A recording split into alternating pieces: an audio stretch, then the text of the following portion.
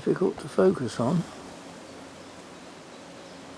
but hopefully you got something. Thought we'd have a look round at some things that have changed in the garden.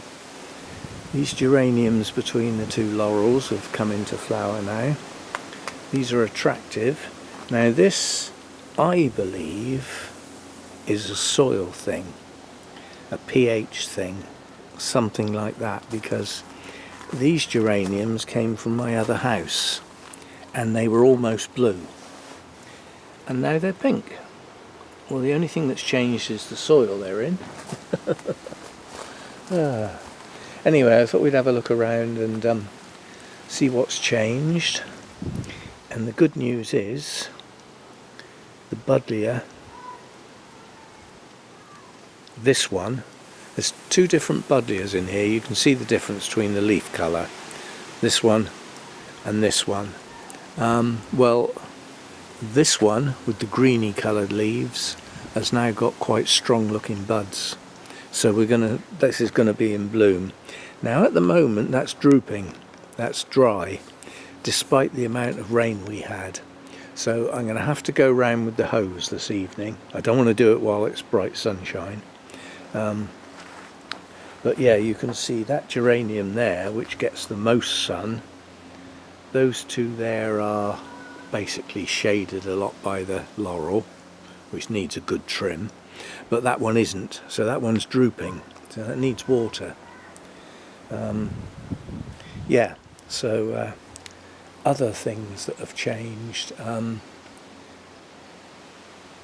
see if we can go over and see the red admiral on the pink stuff. Close it's going to let me get, because I'm moving, sensitive to movement obviously. I can't see what the hell I'm filming. Anyway, you should be able to see that, I would think. Try and zoom in a bit. There are two red admirals that come in the garden, and the only reason I know that, seeing as they are identical, is the fact that I've seen them both at the same time. Now this bush over here seems to have two different types of leaves on it. It has larger leaves and smaller ones, and it seems to depend on which part of the bush it's on. But it's come into flower at the moment, and this is fragrant. So you'd think it would be covered in bees, but it's not, which is strange, because there is a fragrance there. And I think I may have lost that fuchsia in that tub. The what you call it? I've forgotten. But the other bush in the tub seems to be okay. That fuchsia doesn't seem to be growing very well. You can't pay much attention to the colour of the leaves because it does have golden foliage, but it's not growing. That should be really stonking ahead now this time of year, but it's not. Now this is interesting, different parts of the garden.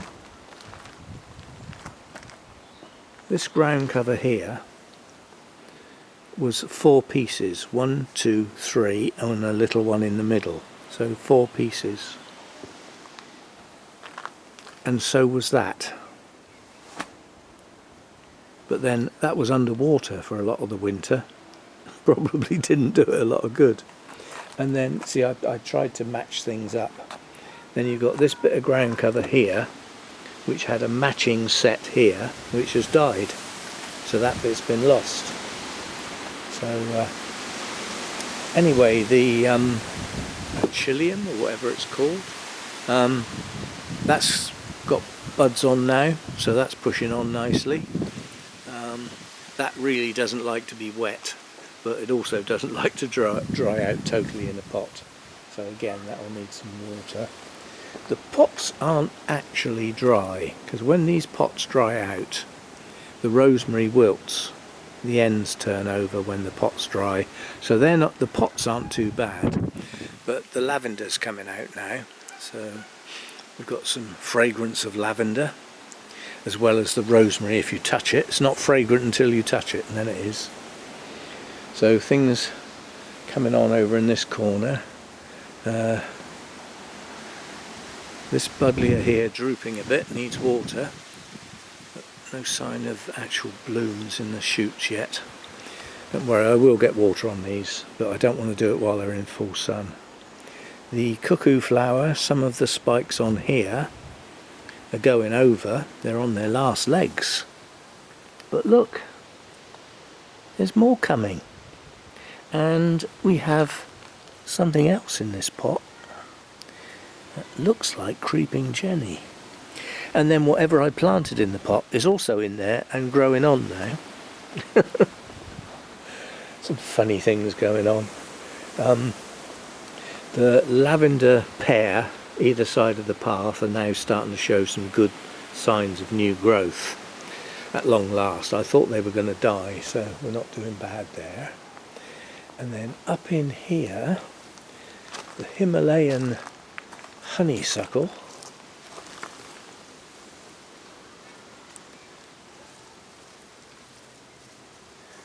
It's got blooms on.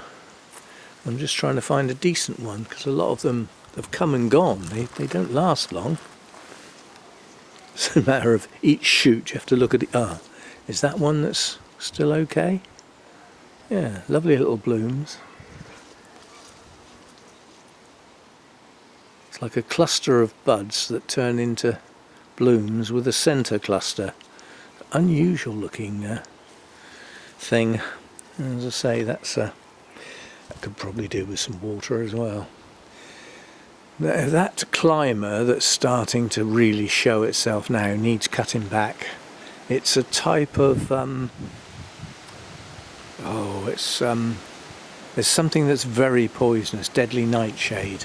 It is a type of nightshade, but not the nasty one. Otherwise I'd have to kill it off somehow. But yeah, that needs cutting back because that will just take over. It's a shame really because it has lovely purple flowers with a yellow centre, but it takes over. You know, it's one of those things that just takes over, which I don't want. Ugh. And then this rose has come out now. These are, I call them cluster roses because you get that many buds on a shoot. And they don't, that is the open bloom, very, very tightly compacted, and no fragrance. It should be, but it's a hybrid, modern hybrid, so tends to lose the fragrance. And then this geranium that comes up, that disappears in the winter, comes up through the ivy, is just coming into bloom. This is the first one open, and this is rather nice. So I'm just trying to get my shadow off of it. I can't see a thing what I'm doing, so I'm just hoping I'm pointing at it and it's in focus. That will be a mass of blooms soon, all down through here. The chives are looking really good at the moment. They're also drooping. They need water. See how these arch over? Needs water. So as I said, I will get the hose round. We're supposed to be having rain, you know, heavy showers tomorrow, but that doesn't help the plants today. But I'm not putting the hose round while we're in strong sunshine. It's early afternoon at the moment, so once we get to sort of late afternoon, sort of tea time-ish, then I'll put the hose round. Over here, this rose is coming on nicely. It's first blooms going over now, but there's plenty more to come. And it's starting to gain height. The shoots on this will gain height as the summer goes on, and it'll end up being up here somewhere. As will the fuchsia that's now starting to progress at a good rate. We lost one of the foxgloves in the heavy rain. It just keeled over and broke. But the plant itself over there will shoot out again, and we may get some late blooms on that. I put a bamboo stake on the others to try and stop them falling over. I mean, they're very attractive. I don't want to lose them. And then there's another one just coming up here. So that's good. These are phlox. These will come into bloom in the not too distant future now. They're coming up to the height at which they will bloom. And we've got another geranium here. very pale coloured one. That's looking nice. Here's a question for those who grow or who have aqualegias in their garden. I doubt there aren't many people that have got one that tall, but nonetheless is a question. If I cut those down, will it bloom again this year? Or is it just an annual that blooms once and that's it? You have to wait till the following year. I don't know the answer to that. What else? Ferns are all doing nicely and things in this bed are growing okay. The wisteria it's got lovely foliage on it, but I don't want it to be anything more than a bush. So that's all it's ever going to be allowed to be, or it'll get out of hand basically. And then over here it's just ferns and things growing, but there are some more foxgloves coming up here, and I think from memory those are our native foxgloves, so that will be good if those come into bloom. And yeah, ferns seem to be doing quite well. I'm very pleased with the way the ferns have come on, and in amongst the ferns occasionally you see things like this. Ugh. And is that a weed? I got a feeling that's a weed. I'm not going to pull it out until I find out definitely. If it is, it's growing really well. Anyway, just to look round at some things that are going on. Oh, and this, I forgot this. Mimulus, or Mimula, hijacked a ride in that pot with a herb. So, and that's a water margin plant. If that dries out, it'll die. So, as I said, we will get the hose round, and I have a few dandelions in this bed, and this year they will not bloom under any circumstances. Every flower head I see will be pulled off, and in theory it might actually exhaust the plants eventually and they might die. Wishful thinking probably.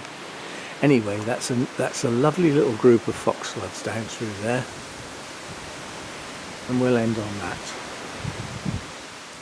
See you next time. Bye for now. Bit on the end, I forgot to film the geum.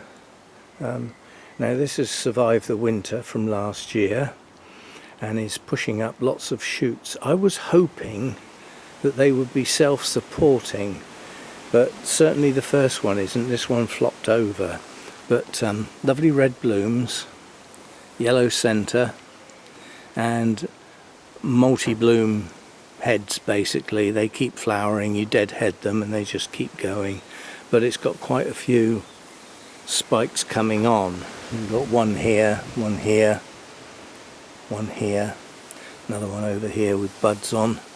So it's going to be a good show again, and this is its second year, so we'll see how well it does. And whatever this is, which I think it might be valerian, it's getting to the point where soon there's going to be some buds, and then we definitely find out what it is, but I can't think what else it is. Came from Carol, and it was the only one. And looking back at the lists, I think that's what it is. Anyway, first one of the splash of colour plants to actually come out, and you can see this from the house. It stands out. It's really good, but we may have to stake all of the shoots and just to keep them upright and nice and tight together rather than flop over the edge of the pot. We shall see.